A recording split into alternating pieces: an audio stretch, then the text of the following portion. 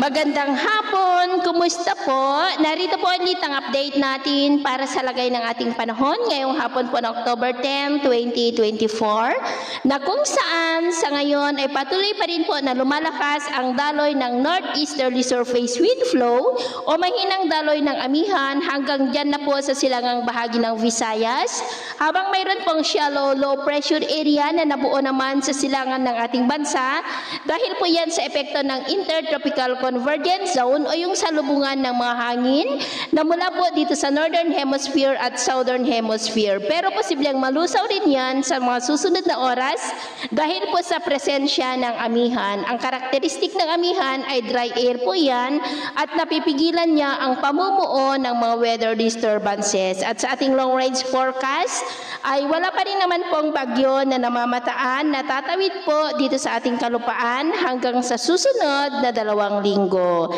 At sa lagay ng ating panahon, ngayong hapon ay maulap ang kalangitan with isolated light to heavy rains sa may Ilocos Region, Cordillera, Cagayan Valley, Extreme Northern Luzon Island, Central Luzon, Metro Manila, Calabarzon, Mimaropa, Bicol Region, Panay Island, Negros, Cebu, Bohol, Leyte, Samar Provinces, Zamboanga Peninsula, Northern Mindanao, Caraga, Davao Region at Sorsogon na posibleng magtuloy-tuloy ang mga isolated rain sa ilang bahagi ng ating bansa hanggang mamayang gabi po, kaya mag-ingat tayo sa posibleng banta pa rin ng mga pagbaha at pagguho ng lupa. At sa atin naman pong mga baybayin, wala naman po tayong nakataas na anumang gale warning signals, pero iba yung pag-ingat lamang po kung papalaot tayo para po mas makaiwas sa mga sakunang pangkaragatan.